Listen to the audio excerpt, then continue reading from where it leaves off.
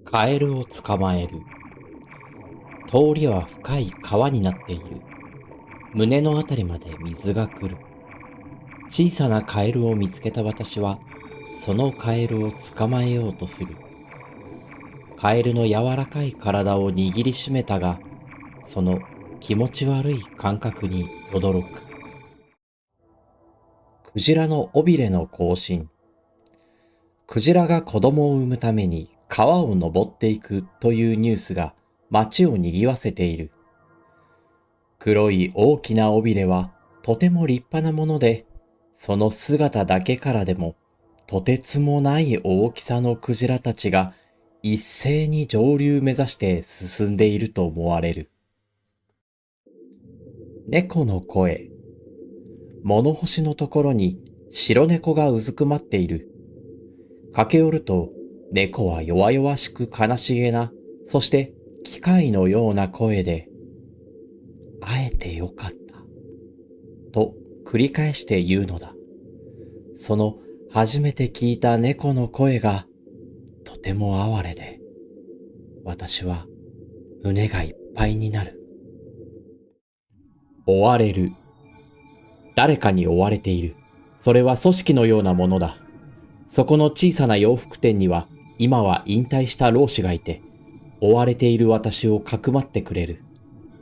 しかし、私はこれからも敵に追われ続けるのだ。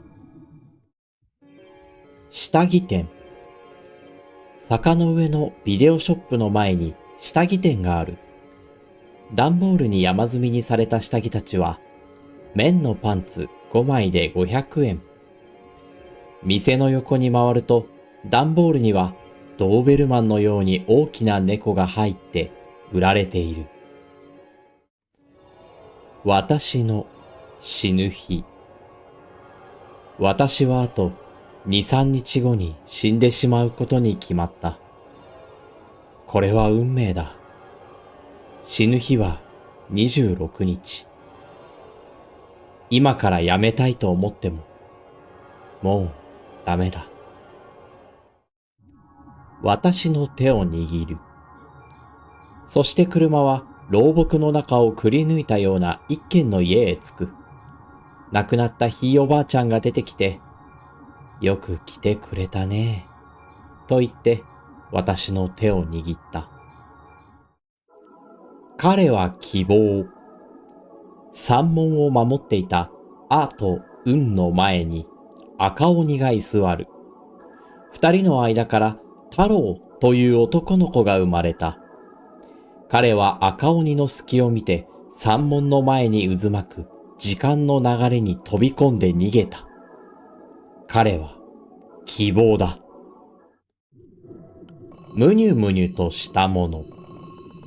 顔中が吹き出物だらけ。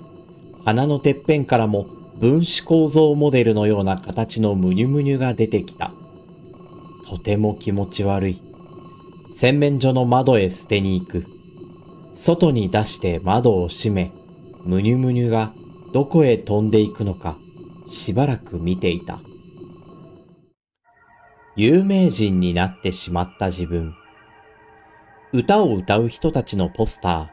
その中の一人は自分。有名人になってしまった。図書館の一室。一般の質問者たちが待っている。座るといきなり、〇〇の歌詞の意味はと聞かれる。どうでもいいじゃないか。赤ちゃんだけれど顔は大人。久しぶりに倉島さんちの赤ちゃんを見る。顔を覗き込んだらすっかり大人の顔になっている。でも体は赤ちゃんのまま。ずいぶん大きくなったね。と驚いていた。9階。マンションの9階。和室だった部屋には昔近所に住んでいたおばさんがいる。彼女は半ば狂っている。いろいろ悪いことを喋っている。質問をしても何も聞こえていないようだ。水猫。家の中に大きな池がある。そこで泳いでいると体がまん丸に膨れ上がった大きな猫が浮いている。水猫というのだ。私たちはとても仲良しだ。猫はとても柔らかくて、抱きしめると温かい気持ちになれる。森。森の向こうから二人の人がやってきた。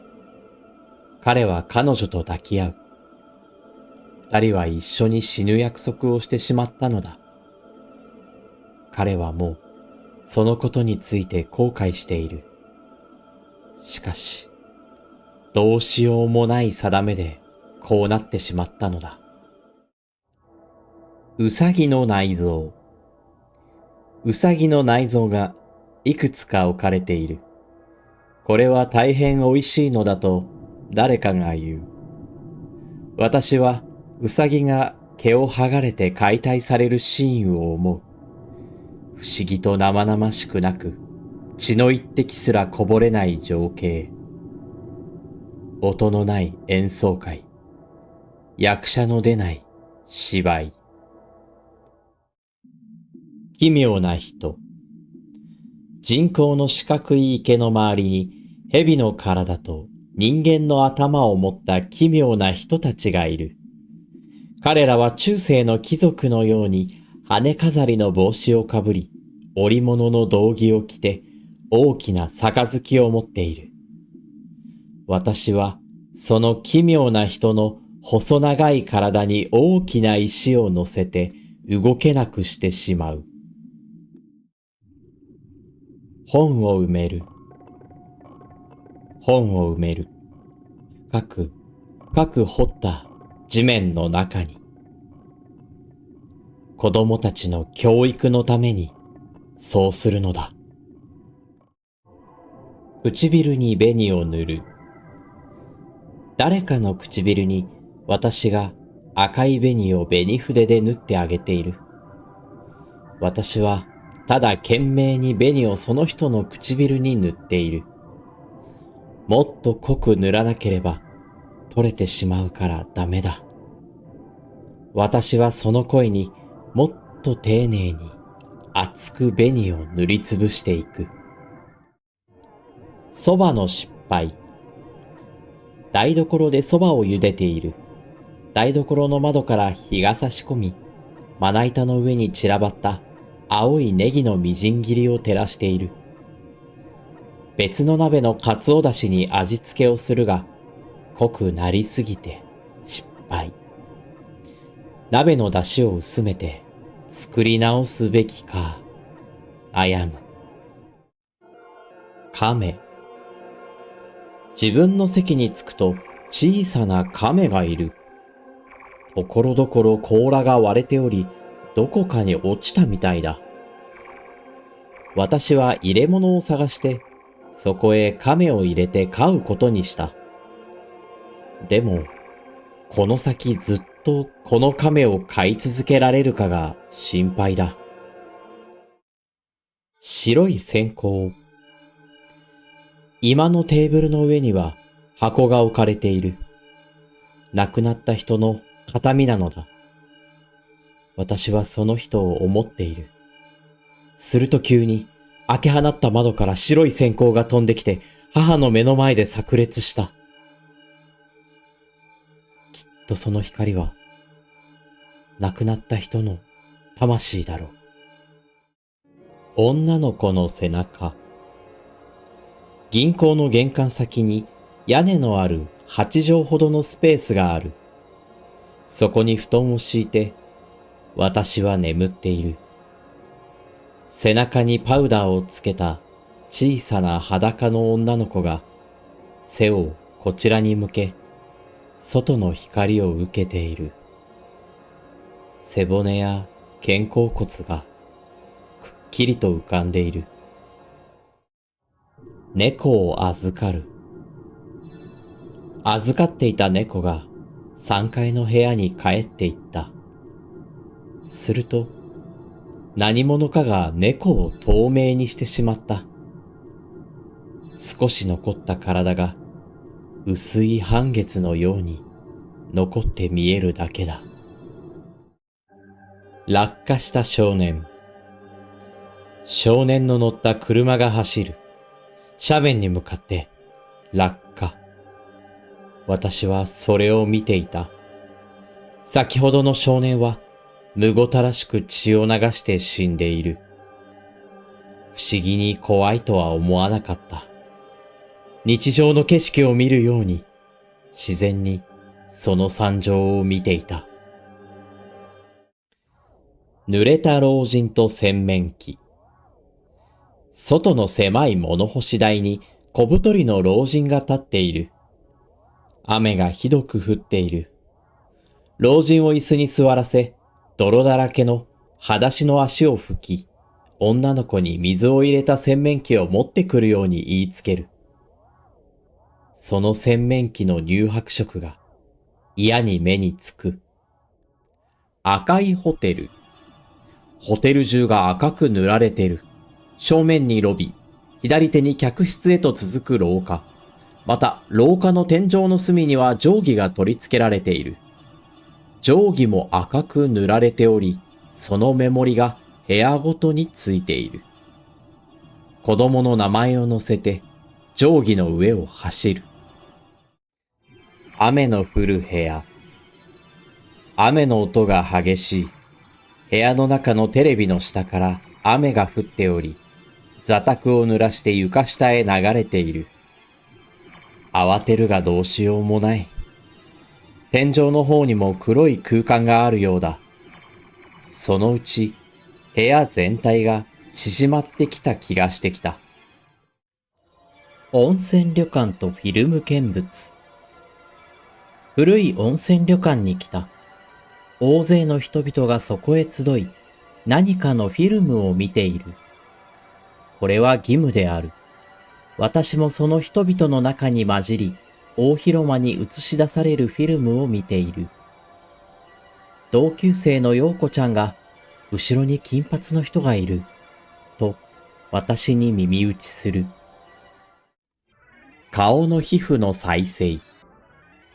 額や顎の皮膚がするりと剥がれ、剥がした下には赤ちゃんみたいなみずみずしい皮膚が生まれている。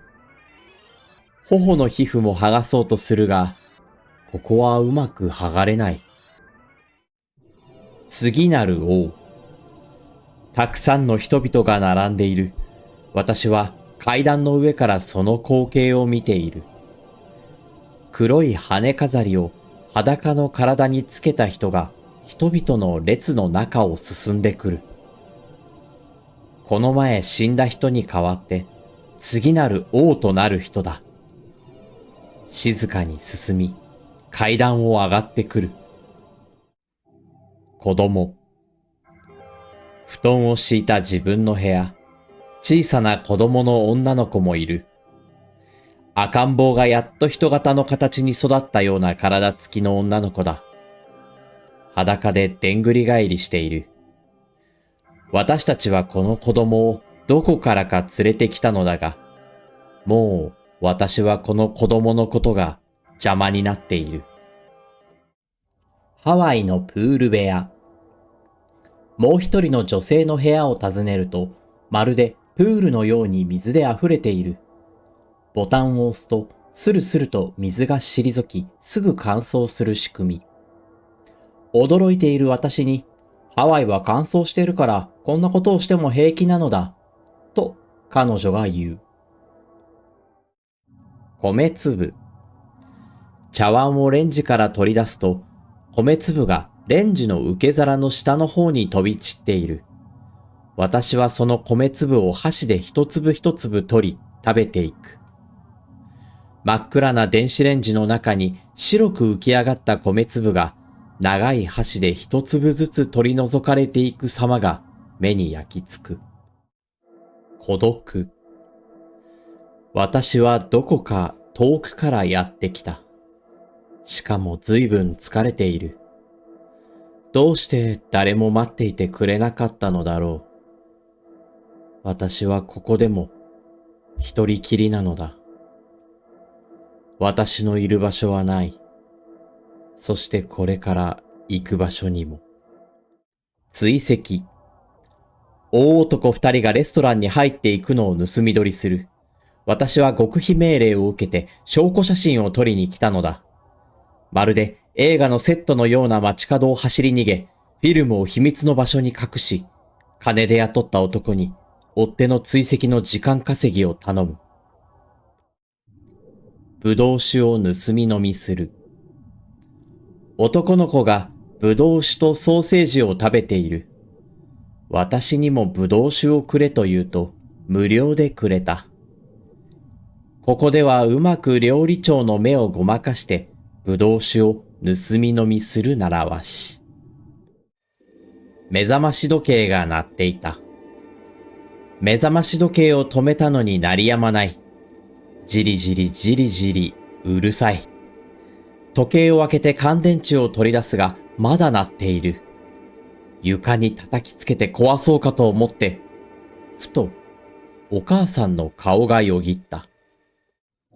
知っている世界。暗くて深い森のようなところ、ぐるぐると歩いている。一度行ったことのある場所みたいな気がする。寺や塔が普通よりも数段大きく、まるで大きい世界に迷い込んだみたいだ。すごく暗く空がない。ここは知っている世界だ。明月荘に住む年取った妖怪。明月荘の前庭、門から年を取った妖怪が出ていく。こちらを振り返り出ていった。前庭の溝の中には水ごとが入っている。さっきの妖怪が入れていった。逆さ女。荒れた海。海辺に生えた大木に大女が逆さに縛られている。見せしめのためか、力を封じ込めるためか。大女は誰かが海の向こうから助けにやってくるのをずっと待っている。クジラを取る人。冬の空。槍を持った男がクジラを取るためにやってきた。氷が一面に張り付いた海へ大きな槍を投げていた。ガス缶を食べるライオン。明月荘の台所。裏戸を開けてみるとガス缶が食い破られたようにボロボロ。ライオンのような親子が3匹いた。囚われた象の部屋。部屋に逃げ込むと大きな象と男の人がいた。象が部屋いっぱいに体を縮こまっているので、部屋にはまるで隙間というものがない。男も象もこの部屋に閉じ込められているらしい。南町奉行所と巨大な福助像。バスの窓から右手に南町奉行所が見える。門の前は入り江になっており、正面の水中には巨大な福助像が座している。なんだ、こんなところに奉行所があったのか。今度見に来ようとバスの中から考える。バスは終点に着いた。ライオンの逃亡。たくさんの船が港に着く。ライオンの親子が追われている。父ライオンはどこかに連れて行かれてしまった。子ライオンは海軍の船長に追われて港を逃げ回る。ついに海へ落ちてしまった。水中に沈んだ道。急いでいる私はタクシーを捕まえる。道はいつの間に水で満ち満ちている。どんどん水かさが増していく。水中に沈んだ幻の町のように透き通った水底に通りであった痕跡を映し出している。ネカンノンは海を眺める。ネカンノンが長方形の屋根の上の四隅にそれぞれ位置し、大きな体全部を悠々と寝そべらしている。屋根の向こうには海が見える。だからネカンノンは海を眺めて寝そべっているような格好。とても気持ちの良い風景だ。シンメトリーの双子。曽祖母が双子になってシンメトリーになっている。曽祖母はいつも私を助けてくれるのに、今日は助けてくれない。